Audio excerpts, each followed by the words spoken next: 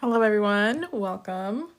We'll get started in just a second. As promised, we'll be going over neurology stuff today. Specifically, I'll be going over the neural tracts. I really want to focus on that today.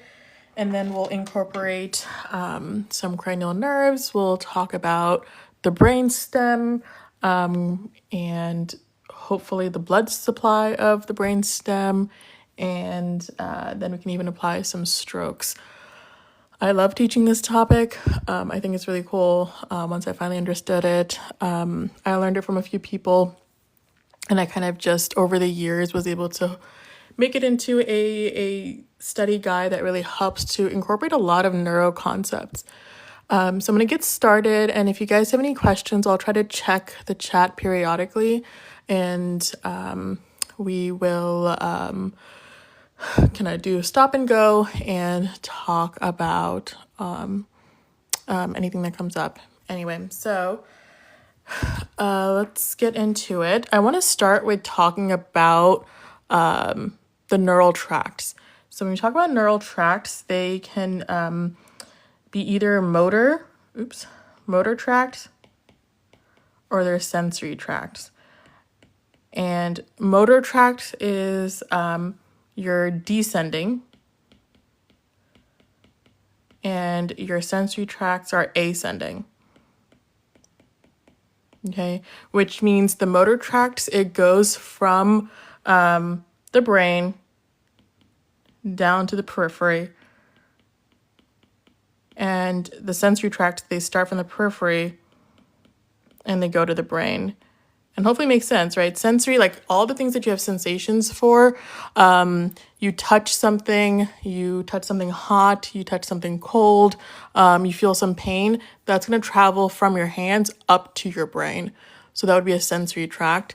And then motor, if I wanted to say move your hand, that information or that signal is going to start from your brain and then move down to your hand. So it's a descending. Does anyone remember the names of the sensory tracts? I'm going to throw it in the group chat. Or not the group chat, but in the chat. The sensory tracts and what type of sensations they carry. If anyone remembers. There's one big motor tract that's important and the other one's more sensories. There's many, but the big one that's the motor tract is the cortical spinal tract. Okay, which hopefully makes sense because it's going from the cortex down to the spine, so it's a descending tract. Examples of sensory tracts, there's many, but there's two I want to talk about, is going to be the spinothalamic tract, which hopefully makes sense. It's going from the spine up to the thalamus, so it's going upwards. And the other one is the dorsal column medial lemniscus tract. And so, oh, perfect. So I have someone said dorsal columns, vibration and proprioception. Awesome. So the information that the dorsal column tract carries is, yes, it's vibration and 2-point discrimination and proprioception.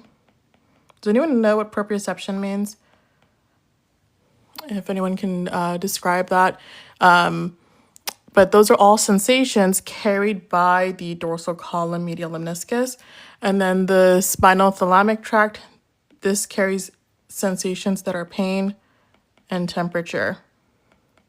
Okay. Perfect. All right, so somebody's saying where you are in space, the body's sense of position and movement in space, basically. Awesome, right? So proprioception is like if I asked you to close your eyes and somebody put your hand above your head, like you know where your hand is, right? So it's kind of like spatial awareness. Oh, perfect. Somebody just said that, right? So spatial awareness. That is proprioception. 2-point discrimination, if you kind of think about it, it makes sense.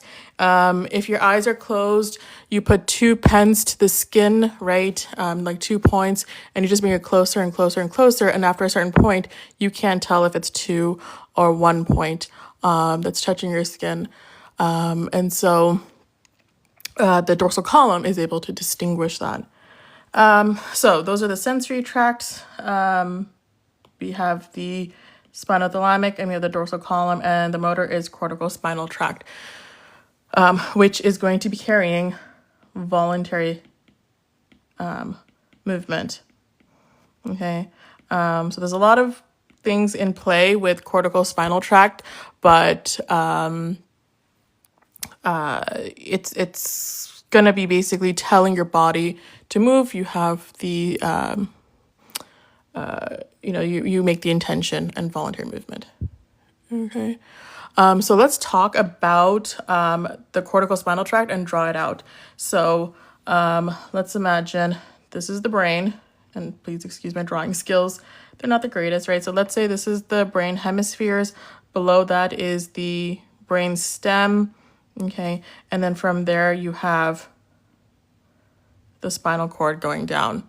Okay, let's say this is the patient's, we'll keep it simple. Let's say this is the left side and right side of the patient, and this is his left hand. Okay, and so I want you to move your I want you to move your left hand. Let's see how that movement happens starting from the brain. So the signal is going to start actually on your right side. So you have in your frontal lobe something called the motor cortex. Okay, and a nerve is going to start from the motor cortex, and it's going to come down on the right side through the rest of your brain, through the brain stem, and get to the bottom of the brain stem. And from here, it's going to decussate, which means it crosses to the opposite side. Okay, and this is happening in the medulla, which is the bottom of your brain stem. And then from there, it's going to go down through your spinal cord, and it's going to stop at the level of your hand, right? So the hand, let's say it's like, I don't know, like around CA-T1. So this is the T1 nerve that's going to move your hand. So it's going to go up to level T1. And that's all one long thread, so to say, right? From your brain through the brainstem, crossed over, and it stops at T1. This whole nerve that's up here is your first order neuron, also known as upper motor neuron. And then from the spinal cord, a second nerve is going to take that signal and be like, okay, message received.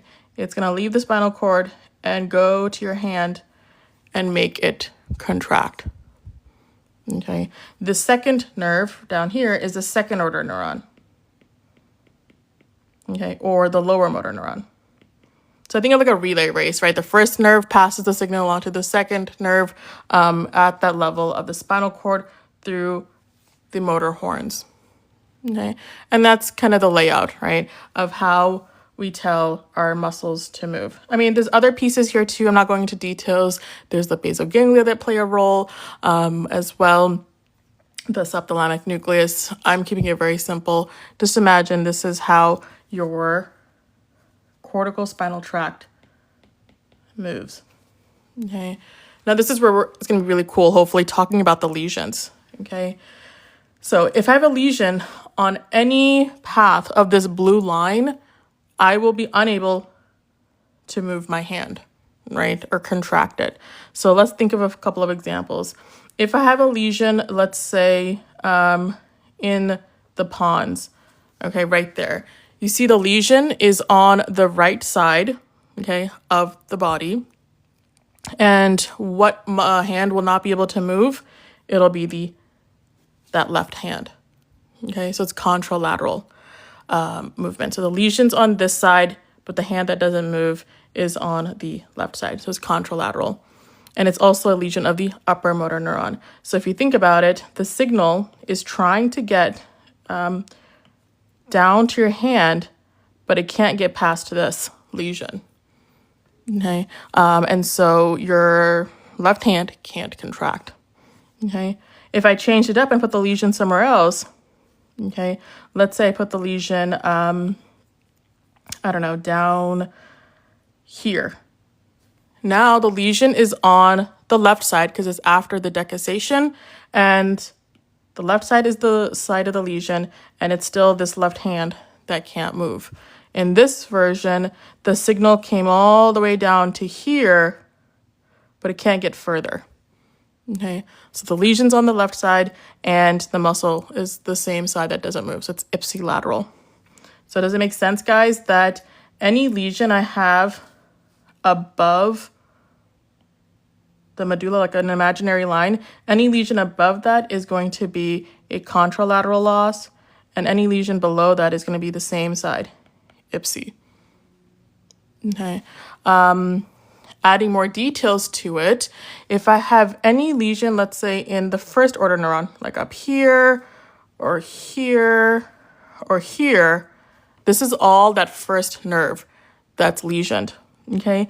In either level, as the signal's trying to get through, like either get stuck here or it got stuck here, okay? Do you see this hand, this muscles of the hand have been completely separated or severed from the brain, okay? So the brain cannot tell the hand what to do, okay? The only connection now the hand has is only to your spinal cord, right? The spinal cord is not the boss. The brain is the boss, okay? So the way I think of it, the spinal cord is like, hey, I'm waiting for the signal to come from above.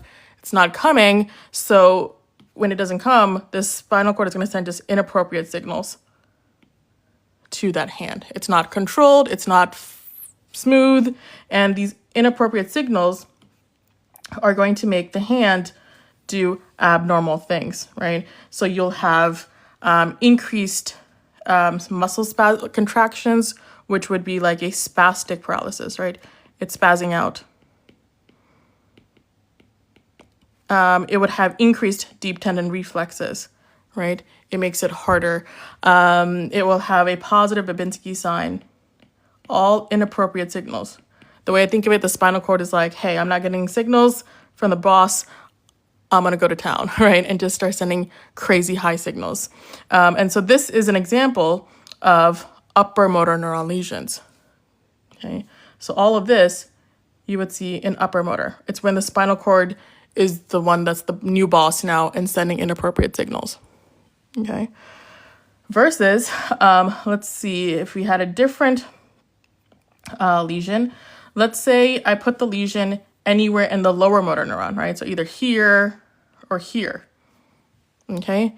In this version now, the signal gets all the way down here, but then it can't get past here. All right. In this version, no matter where it is in the lower motor neuron, do you see in this case now the hand has been severed from the brain and it's been severed from the spinal cord. Okay. The only signal that's coming is from here or here. And that's complete loss. Okay. So this is a lesion in the lower motor neuron. Okay. And so this means there's no stimulation going to the hand at all. So I'd have flaccid paralysis, right? There's no signal coming to the muscle at all from the brain or the spinal cord, which means the muscles over time will atrophy. Okay. Zero signal going at all. So I would have decreased deep tendon reflexes, negative Babinski. Okay, and I would have something called fasciculations. Okay, what are fasciculations? That's like your muscle is supposed to like have a contraction, right? It's supposed to be proper contraction, and what the muscles of the hand are doing in lower motor neuron is they're just kind of like not doing proper movements. It's doing something like, I don't want to use the word tremor, but like they're jerky movements. Okay, so fasciculations are basically jerky movements. The best analogy I can think of for fasciculations is imagine a fish out of water, right? Thank you, Jonathan. The word I was looking for was twitching. So twitches, right? So think of fish out of the water. It's been completely severed from the water. It's not connected to the water at all. And the fish on the deck is like flopping around, okay? It's twitching. Is it moving anywhere? No. But it is fasciculating. Same thing with the hand muscles. It's been completely severed from your brain, the spinal cord, and the brain. And so it's now twitching like a fish flopping on the deck. Okay, so that's what I think of with fasciculations. It's only seen with lower motor neuron. Okay, so if I were to, and I'm making a mess here, but if I were to draw an imaginary line right here, right? Anything above this orange line would be a upper motor neuron lesion, and anything below this orange line would be a lower motor neuron. It's where the upper and lower meet. Okay, so anything above that would be upper, anything below that would be lower. So does it make sense? Upper motor neuron could be contralateral or ipsilateral, whereas lower motor neuron can only be ipsilateral. All right, so that's what you think of with the cortical spinal tract, okay, which is voluntary movement. All right, and it crosses in the medulla. Moving on to the dorsal columns. The dorsal column medial lemniscus, like we said, it carries information like vibration, proprioception, 2-point discrimination. It's a sensory tract. So the story for this starts out here in the periphery, right, with my hand. The hand touches something, or you're testing out the proprioception or 2-point discrimination of this hand. And the nerve from the hand is going to travel through the spinal cord and end up somehow in this brain. This is the brain stem. And let's say this is the spinal cord coming out of it. Okay. So the nerve, let's say this is the left side, this is the right side.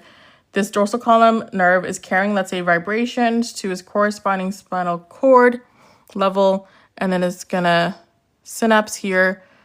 Another nerve is gonna go up the rest of the spinal cord, and it's gonna cross in the medulla, go up the brainstem all the way here, and end at the thalamus. From the thalamus, a third nerve is gonna come out and go to your parietal lobe, where you have this sensory cortex. And when the nerve finally gets to your sensory cortex, you feel that vibration or proprioception or whatever the dorsal column sensation was bringing. Okay, so that's the overall pathway or the anatomy of the dorsal column medial lemniscus. Okay, now what is this whole thing is called the dorsal column. Just vocabulary wise, the part of the nerve that's below the decussation is called the dorsal columns. After it's decussated or crossed over above this, it's called the medial lemniscus.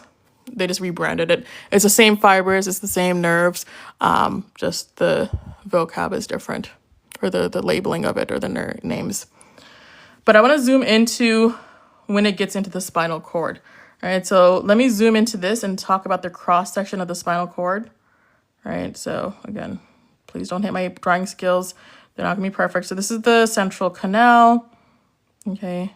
And this is what the spinal cord looks like, right? It's like this weird little butterfly shape, okay? So this is the back or the dorsal side, and this is the front or the ventral side, okay? That nerve, that was the dorsal column, it's gonna come into the spinal cord and come to the back, right? The dorsal side, because it's called the dorsal columns. And it's gonna go into this little area right here. This is where your dorsal column nerves are. This is divided into 2 halves for each half of your body, okay? And there are 2 nuclei in the dorsal columns. Does anyone remember the names of the 2 nuclei in the spinal cord for the dorsal columns? Let's hear about it in the chat. But it's gonna go to this, that's where the synapse happen, right? That I drew zoomed out in the spinal cord. Okay, there's one nucleus that is for your upper body, and there's one nucleus that's for the lower body. So vibrations from the lower half versus the upper half. Let's see. All right, so there's 2 areas, the names of them, let's see, they're divided into 2 parts, okay? The outer part is called the cuneatus, and the inner part is called the gracilis. Gracilis is for the lower limbs, the cuneatus is for the upper limbs. All right, so because this is the hand, awesome, just have somebody say gracilis and cuneatus, gracilis, cuneatus, Fernando, Ladixa, and my goodness, well done. Okay, cool. So because we're talking about the hand in this scenario, it's probably going to end up in the cuneatus, and then it's going to move up from there. If this was proprioception on the legs, obviously it's going to move over into the gracilis side. Okay, and move up. Does anyone remember an infection that damages the dorsal columns? It's an STD that, when it involves the brain, damages the dorsal columns. Okay, and you remember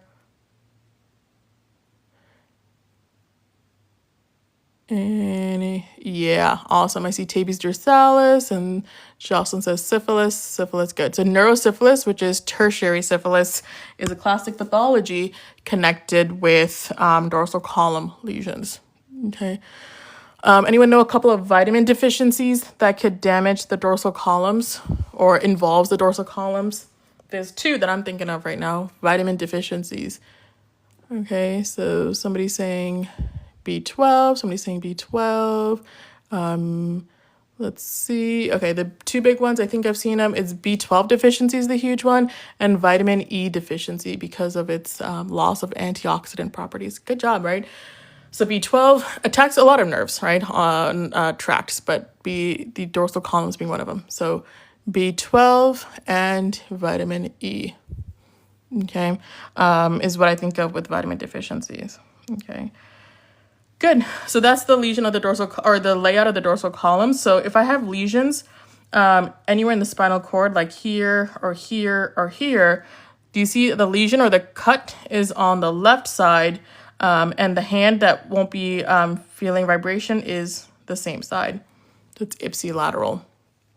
If I put a lesion in the pons or the thalamus or the sensory cortex, do you see those lesions are on the right side, and the hand that never feels vibration is the opposite.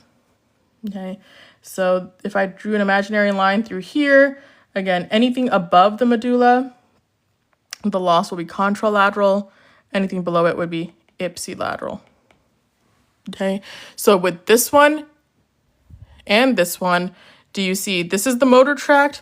This is the sensory tract. Both of them are crossing in the medulla. One's coming downwards though. This one's coming down. This one's going up, but they both cross over at the same level, which is the medulla. Okay, so same thing. Anything above the medulla for both of these tracts would be contralateral. Anything that's a lesion below that would be ipsilateral. Okay, cool. And then if I have time later in this hour, we're going to zoom into this brainstem and just fill in a lot of information with the brainstem. But let's talk about the last tract, which is the spinal thalamic tract. Okay, this is a sensory tract. What information does the sensory tract carry? Just to recap while I draw out the brain again. Okay, so this is the brain. We need the thalamus here again. We're going to need the sensory cortex, which is part of the parietal lobe. Okay, we have the brain stem, and then we have the spinal cord coming down. Okay, we're going to need some cross sections here. Oops. Anyone know the information that the spinal thalamic tract is carrying? All right. So we have these, trying to be quick. All right.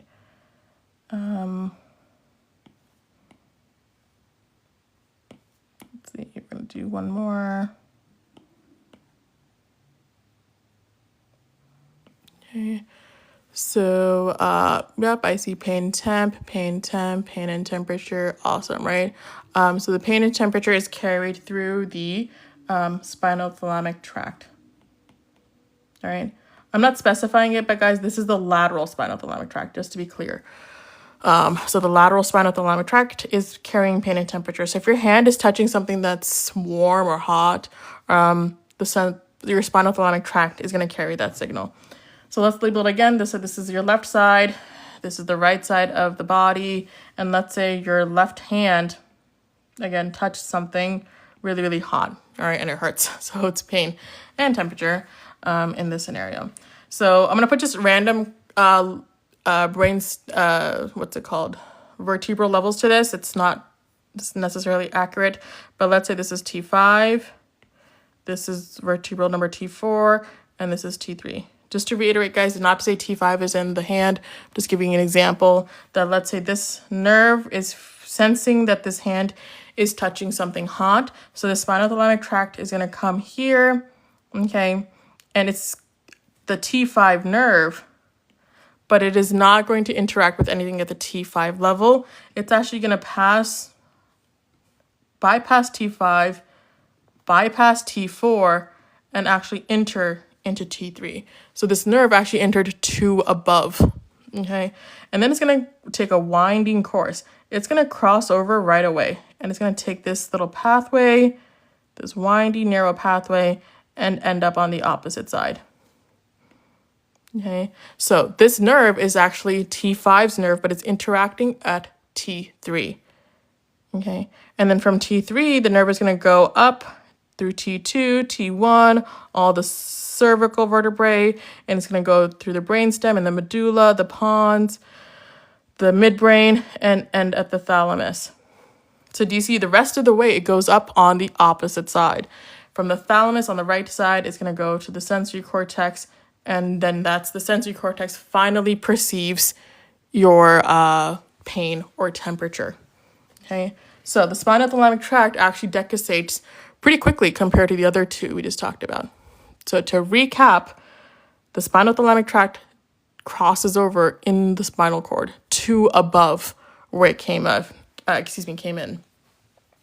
And that's where the lesions get a little tricky, okay, because it's like staggered, right? So just to practice, right, whatever pain and temperature you're feeling at T3 level, right, this is the T3 nerve. At what level do you think T3 is going to decussate? Anyone have an idea? Again, it's all staggered. All right. So let's talk about some pathologies now. Pain and temperature issues, okay? You can have lesions in the spinal cord, you can have lesions in the brain stem, and you can have lesions in the cerebrum, okay? To answer the question with the T3, right, T3's nerves are going to actually cross to above at the level of sorry guys, I don't know why I glitched right there. Let me see if I can find it again. I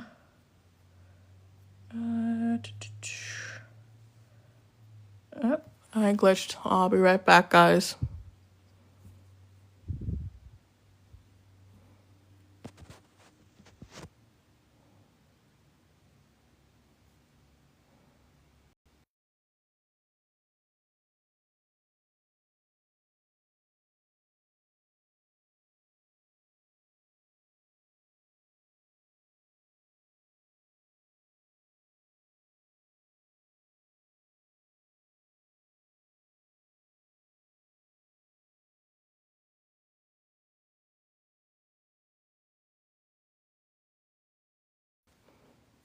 All right, sorry about that. So we were talking about the T3's nerve. So the pain and temperature coming from the T3 nerve, it will decussate or cross over at to above, which would be T1's vertebrae.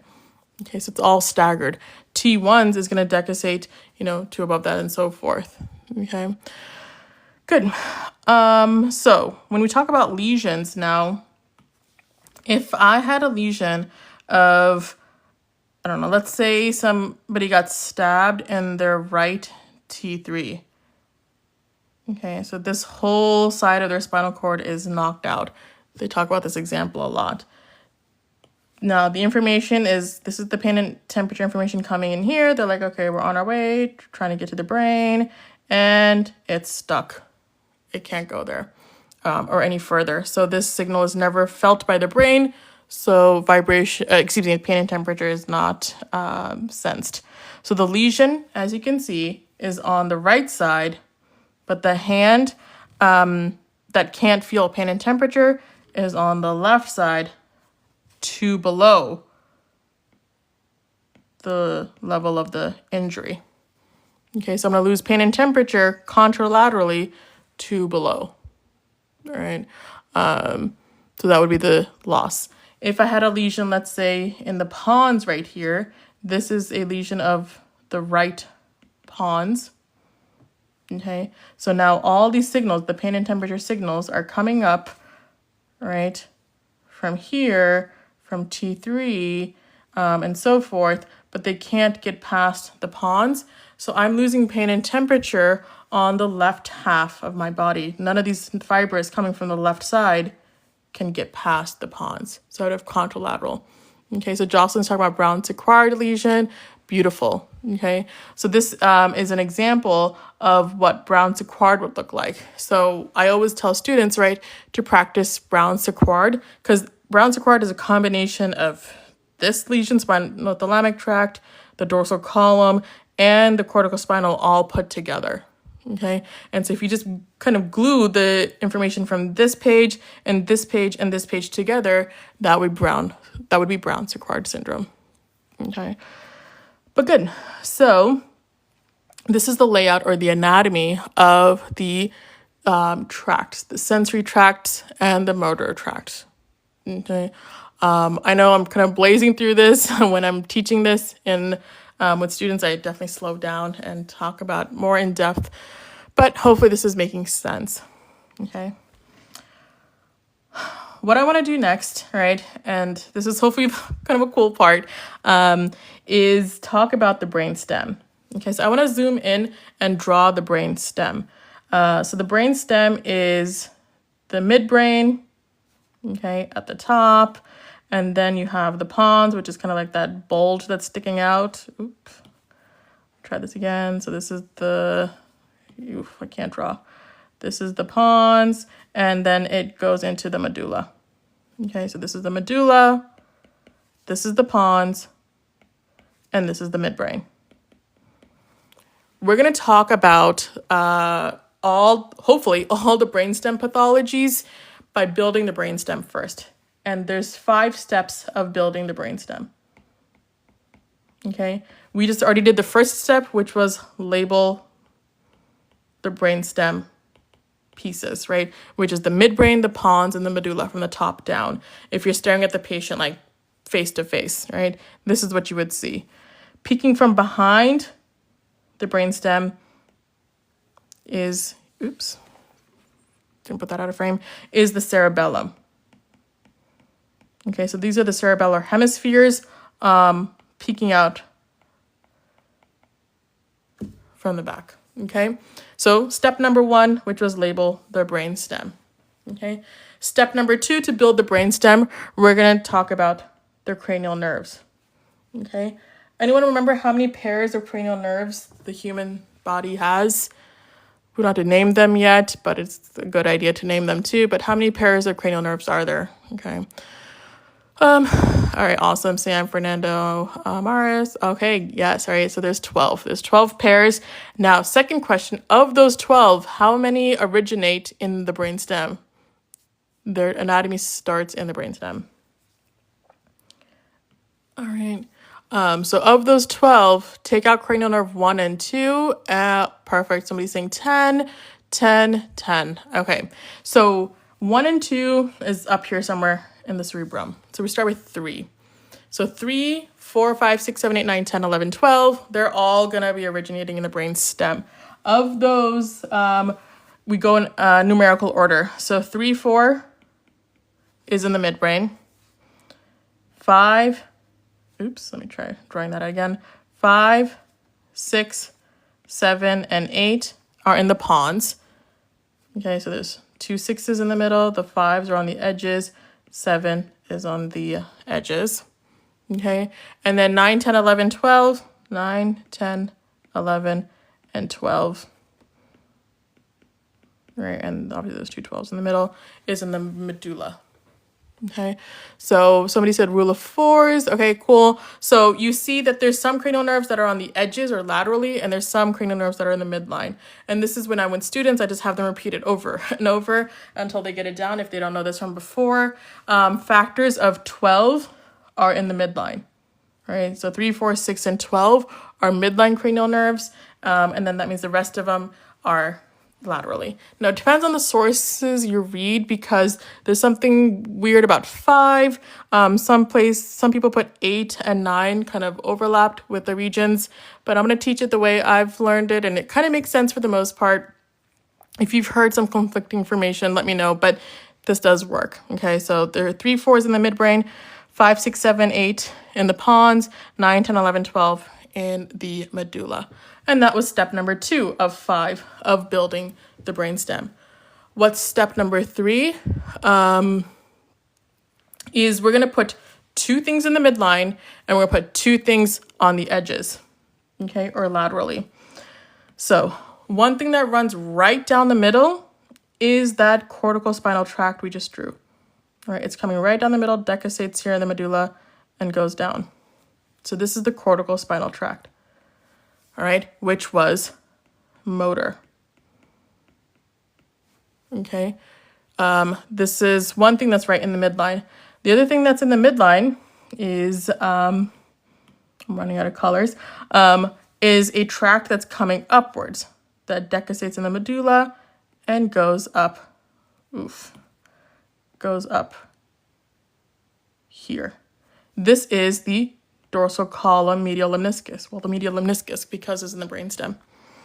So this was step number 3, putting 2 structures in the middle. It's either midline structures. So we just learned this, right? The one motor and the one sensory that both decussate in the medulla are actually midline tracts. Okay, they're right in the middle. Step number 4, we're going to put 2 structures on the lateral edges. Okay, so the one that runs laterally is going to be, this is the spinothalamic tract on the edge, and this is the spinothalamic tract on the edges. Okay, remember they decussated way down in the spinal cord, so these are the opposite sides coming up. And the second thing we're going to put on the edges is something called the sympathetic chain. Okay, the sympathetic chain is running up here. I know this is not perfect, but just for the sake of time, I'm just going to put this here. This is the sympathetic chain. And we're slowly building our brainstem. So we put 2 things in the middle and we put 2 things on the lateral edges. The 2 things that are in the middle are the ones that cross in the medulla, the corticospinal and medial lemniscus, and 2 on the edge is the spinothalamic tract and the sympathetic chain. Okay, just to practice, we learned that if you damage the spinothalamic tract, okay, it was carrying pain and temperature. And because we're up here in the brainstem, it's bringing pain and temperature from the opposite side of the body. Okay, so that's what happens if I damage the spinothalamic tract. If I damage the medial lemniscus, remember this was bringing vibration, proprioception, and 2-point discrimination. And this is also contralateral because it crossed right here. Okay, and the cortical spinal tract, this was motor. So if I lesion this, I lose motor on the opposite side. Okay, because it's decussating again here. Anything above the medulla was contralateral. Okay, what happens if you lesion the sympathetic chain? Anyone remember? Okay. There's something classic to talk about the stellate ganglion, which is the top, or the sympathetic chain at the very top. All right, somebody's saying Horner's. Yes, awesome.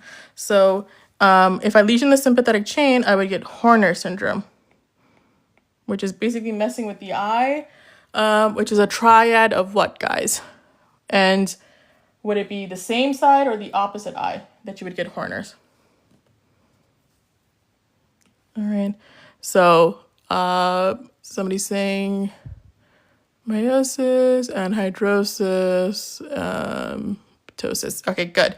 So the triad is ptosis, which is a droopy eye, meiosis, which is small pupils, and anhidrosis, no sweating around that area. That's the classic triad, and it's going to be actually ipsilateral, same side. Okay, that's what happens when I damage the sympathetic chain.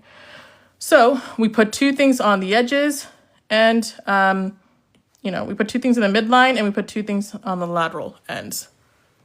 Okay, Hopefully you know where I'm going with this, because we're going to put it all together with some strokes. So the last step, number 5, to build the brainstem is the blood supply.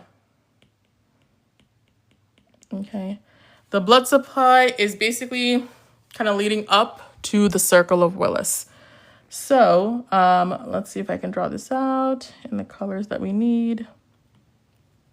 All right. Let's do the blood supply, guys.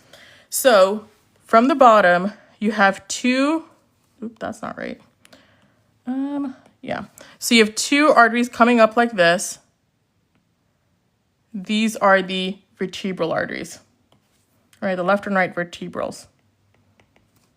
They're going to join together, fuse together, and you're going to get the basilar artery. And this basilar artery is going to run right up the middle of most of your brainstem. Okay, awesome. I see the basilar, I see the vertebral. Cool. So the two vertebrals join to form the basilar. And that's technically, you could say, a branch of the vertebral. This is the basilar.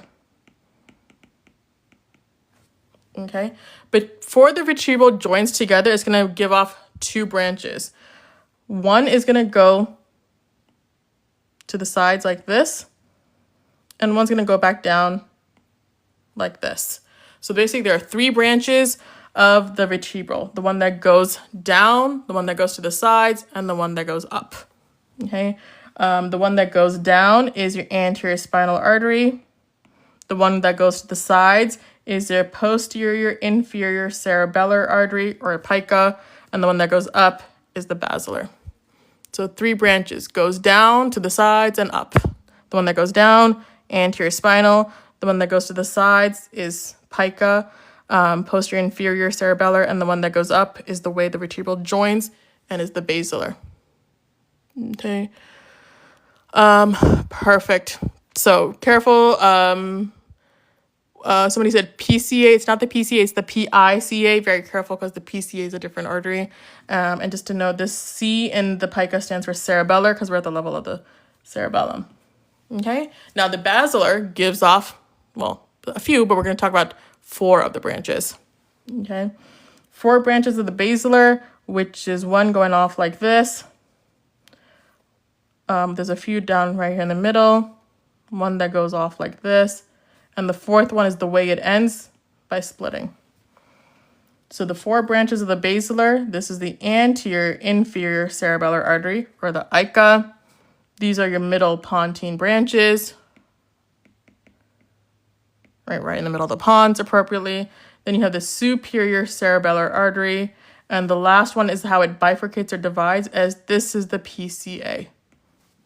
Okay, so the 4 branches are the ICA, middle pontine branches, SCA, and PCA. And just to be very careful, guys, the C's and this level, these stand for cerebellar, because you see we're at the level of the cerebellum. Whereas the PCA, we are above the cerebellum, that's posterior cerebral, because we're up in the cerebrum. And that's kind of going to form the circle of Willis. Okay, cool. So you have 3 branches of the vertebral, then you have 4 branches of the basilar, right? And if I was working with you, I would just have you repeat that a few times over, the hour to make sure you get it down. But that was step number 4, okay? Step number 5 of building the brainstem.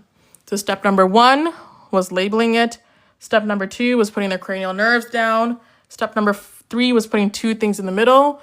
Step number 4, putting 2 things on the edges. Step number 5, labeling the blood supply.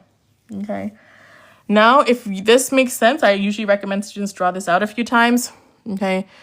Now the strokes can hopefully make sense. So let's talk about some of those strokes. Okay. And let's work through it together. So the first one, let's say there's a clot right here. I don't know if you guys can see this. I'm putting a clot right at the beginning of the pica. Okay. This means the blood cannot get past this clot. And we're going to see everything that this clot will prevent the blood from hitting. Right away, it can't supply 9, 10, and 11. So if you remember a couple of things of what 9 does, it's gone. A couple of things 10 does, it's gone. There's only 2 things 11 does, it's gone. The next thing it hits is this, I don't know if you can see, is the light green line. This was the spinothalamic tract. So I'm losing pain and temperature. Then I hit the sympathetic chain. I'm getting Horner syndrome. Okay. And then at the very end, I hit the cerebellum. So I get cerebellar problems. Okay. Which includes things like ataxia and that's the intention tremor and dysdiadokinesia. So I'm getting all those things as well. So a clot in the pica, you can come up with like 15 symptoms if you know the anatomy, right? I lose cranial nerve 9, 10, 11, the spinothalamic tract, the sympathetic chain, and the cerebellum. Okay. And this stroke is appropriately called lateral medullary syndrome. And I just saw somebody in the chat say Wallenberg. Okay, so this is also called the Wallenberg stroke because it's lateral lateral medulla, right, is what the pica is supplying. Okay, this is where the ipsi and contralateral can get confusing, right? We know the spinothalamic tract that it hit is, let's say this is the left side of the body. The pain and temperature loss is from the opposite side. So you can have loss of pain and temperature on the right side. You're going to have loss of Horner's, or you're going to get Horner syndrome on the left eye. And you're going to get ataxia and intention tremor on the left side as well. Okay. Let's do another stroke example. What if I put it in, let's say, the ICA on this side? Okay. Just follow it out and see the things we're going to hit. Okay. So we're on the edge of the pons. So I'm going to lose, functions of whatever's on the edge of the pons. So 5 is gone, 7 is gone, 8 is gone. Then I nicked the spinothalamic tract, I nicked the sympathetic chain, and then at the end I also hit the cerebellum. Okay. So this would be a lateral pontine stroke. Okay, because I'm in the pons. Awesome. Amari just said lateral pontine syndrome. That would be an ICA stroke. Okay. In both of these clots that I just drew out, guys, do you think I'll be affecting vibration? Would vibration be lost or would it be intact? What do you guys think? All right, in both of those. Would vibration be intact or will it be lost in these two strokes? Okay, I'm seeing no, intact, good. Okay, because I know this kind of just looks messy now. I created such a cluster. But remember, the dorsal column was right here in the midline.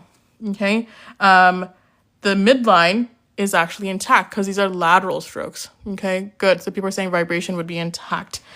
Same thing. If I said, would this person have muscle paralysis?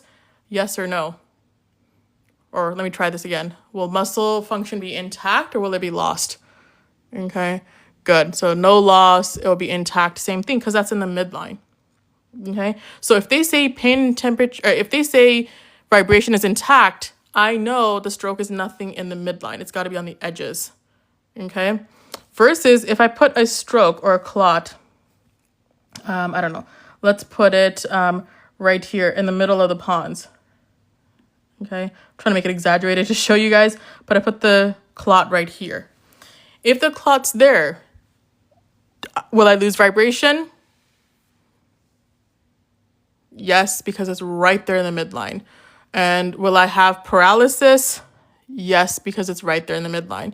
But in this stroke, right in the middle, will pain and temperature be intact or not?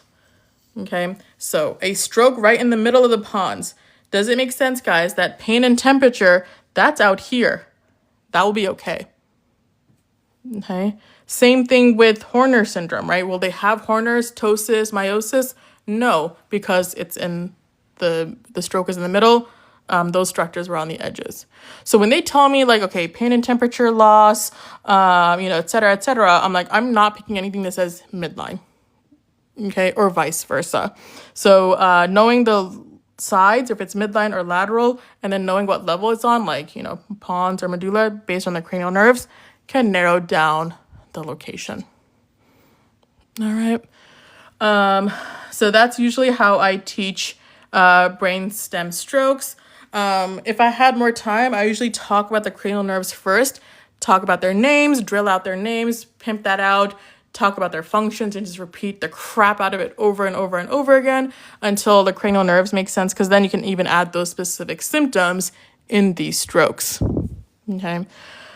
But that's how I teach the brainstem, the cranial nerves we didn't get into, and the neural tracts. Anyone have any questions on that? I know this is a lot of information. I'm going to try to find some questions right now because I want us to be able to apply it right away and see if we can figure it out together. I don't have them pulled out, but I'm going to try to find them real quick. If not, we can definitely meet again, and we can just do some questions on this. This is so high yield, and the IPSI and the contralateral used to mess with me all the time, and it just still takes a second to figure out IPSI and contralateral, but hopefully this is a good start. All right, let me see if I can find some questions. I have my laptop right here. Let's see. But to practice, guys, what was the two tracts that decussate in the medulla? Anyone remember? The ones that decussate in the medulla would be which ones? Okay, so people are saying cortical spinal and DCML. Beautiful, right? Those are the two. One is sensory, one's motor. Okay, good. What were the three branches of the vertebral? One goes up, one goes down, one goes to the side. What are the three branches of that? I'm trying to find those questions, guys. But this, we can just practice rapid firing this out too. All right, let's see if I can find it. The three branches of the vertebral. Yep, someone's saying ASA, pica, and basilar. Perfect. So that's the vertebral, and then the four branches of the basilar. Trying not to cheat. What are the four branches of the basilar, guys?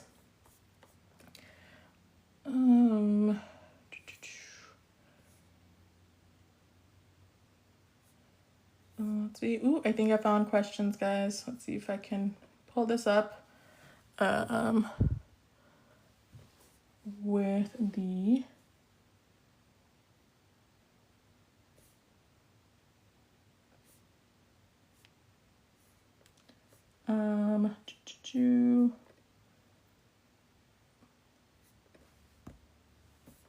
all right. I thought I had the circle of Willis questions. All right, cool. So the four branches of the basilar is the ICA, the SCA, the middle pontine branches, and the PCA. And just to be clear, guys, remember the PCA stands for posterior cerebral artery. Okay, that's up in the brain. Sorry, guys, give me like 2 seconds. I think I have it. I have so many practice questions here. I don't know which one was the brainstem ones. Nope. Let's see.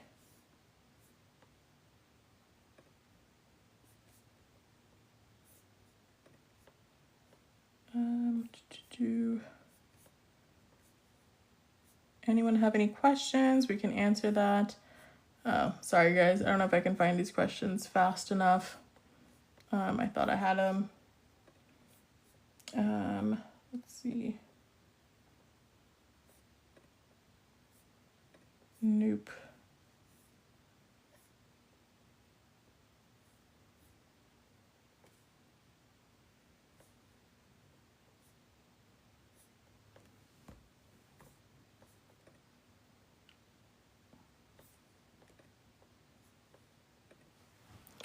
All right. Oh, thank you so much. Health with Liz. I appreciate that. There's like no neuro on step 2, right? I hope you're joking. There's so much neuro on all of it. Is anyone taking step 1 soon? The USMLE step 1 coming up for you guys. Or has anyone just taken it? I had 2 of my students passed their step 1 this week. They found out this Wednesday. They thought it was tough, but I knew they were prepared. But they just passed though. And they said for them, they kept saying that the vignettes were really, really long. They thought it was really hard to finish up everything. Let's see, can you do more of these, especially MSK? Sure. Anything special in MSK you want to go over? There's like muscle contractions, there's the sarcomere, there's like bone, osteoblast, osteoclast, rank, a lot of concepts in musculoskeletal. And then there's pathologies too, which is like the antibodies. Just high yield. Sure. MSK also includes like dermatology. There's so many things we can go over. But sure, yeah, we can talk about MSK. Anyone else have any other topics they want to discuss or make sure we go over maybe next time? I'll try to do this again tomorrow night. And we can pick another topic. Maybe I'll definitely have some of these brainstem stroke questions ready. We can go over them together. You hate MSK, blah. Yeah, MSK is pretty massive. And then it also shows up in step 2 as rheumatology. So it takes a while. But yeah, maybe we can talk about muscle contractions. At what time do you come live? For the last couple of days, well, today and yesterday, I came on at 12 midnight at Eastern time. Okay. Me too, especially the anatomy portion. Ooh, upper limb, lower limb, the nerves. Ooh, we can definitely go over that. I love talking about upper limb nerves and like the whole claw hand stuff. If anyone wants to go over that. Heme is tough. Ooh, okay, that's another one. We could talk about primary, secondary hemostasis, anemias, all like the types of anemias. Sure, that's a good one. The group of muscles. Okay, sure, we can go over that. And the pathology, derm is okay. That's good. Derm is pretty getting pretty strong and high yield, like prominent in step 2. So if your derm is okay, that's pretty good. Ooh, what did you just finish a couple weeks back? So someone's saying cardiac physiology. I did cardiac physiology, I think like a week or 2 ago, but we can always talk more cardio. Cardio physio is huge. I just found the videos that I went live on, so I'll maybe try posting them on my page as clips so you guys can watch those lives again, or maybe on my YouTube. Upper limb stuff, absolutely. I love talking about upper limb. So we can go into all the nitty-gritty nerves, nerve roots, the muscles, all that. CNS physiology. You guys want to do more neurophysio? I do have a YouTube technically, but I don't post on it. But maybe I should start putting these full videos on there just for you guys to go back to and see. I'm talking about the circle of, I was talking about brainstem strokes today. Let's see. All right, advice going to second year for USMLE. Is it crazy to start worrying about step? It's something to look into. As you're going into second year, right, you're like step 1 is obviously all basic sciences. So you need to know your biochemistry and your anatomy, which is you start to tend to forget that, right, as you go into rotations and clinics. So I do think it's a good idea to take it or start studying for it seriously as your basic sciences are ending, because that information is still fresh. It also depends on their school you go to, how well they prepare you. The school I went to was crap. It didn't prepare me at all. So I really had to study and learn these things on my own. And that's why I love teaching, because I'm like, there's got to be easy ways to teach these things. It's so convoluted. But I would recommend start studying by the end of second year or start taking seriously. Let's see. Any other questions, guys? think I might just sign off. I'm sorry, I was trying to look for those questions. I thought I had them pulled out, but I moved it to another folder. So we can maybe talk tomorrow same time, and we can go over some of these brainstem questions together, because these IPSY contralateral stuff gets pretty crazy, and I really want to help decipher it in questions. Oh, you're welcome. Thank you for showing up, guys. I think we'll just sign off here. This is a lot of information. So I will let you guys go. Have a great night if it's nighttime where you are at. And I'll see you guys tomorrow. I'll put it in my link, in my group description. I can't talk. I'll put it in my page description. The next time I'll go live, and we'll start with neuro, and we might do heme or MSK based on what you guys have been recommending. Oh my God, can you repeat this, please? I got here so late. Hi, Victoria. Yeah, maybe let me hang back and we'll go over some of this stuff to recap. It's the weekend. Thank you so much, guys, for showing. Oh, renal. Ooh, that's a good one. We could do renal. Did I do renal yet? No, I haven't. We can go over like GFR, filtration fraction. But yeah, so let's see. We have heme on the table, MSK, and renal. And then somebody said cardio as well. So physiologies. We can always talk more about that. So to recap, guys, we had started talking about the sensory and motor tracts.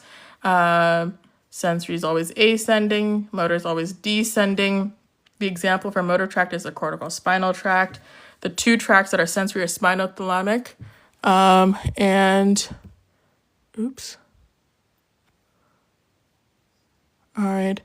And the dorsal column, medial lemniscus. Guys, there are more motor and sensory tracts. I've just been talking about these three as far as the high yield ones.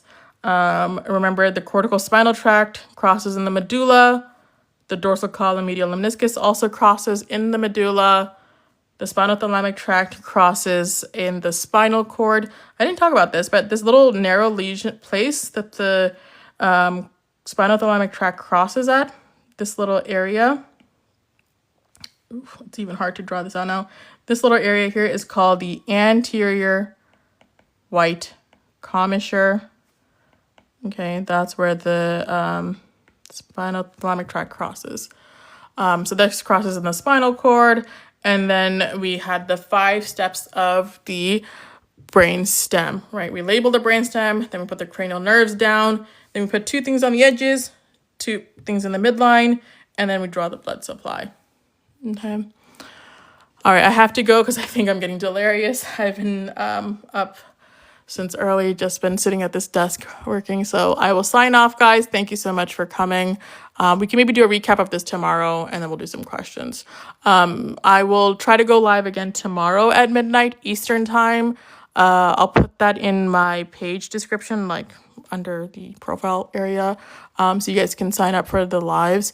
I'm still learning about lives, so maybe I can have some of you guys up and participate, because I teach when you guys can speak with me and interact with me. That's the way I teach. I usually am not the one talking nonstop. I always like to ask questions and pester and, have you guys teach it back to me. So maybe I'll try to figure out how to do that on live so we can all interact a little bit better too. So tomorrow at midnight, let's meet again on Eastern time. But thank you so much, guys. And I'll see you then. Have a great evening.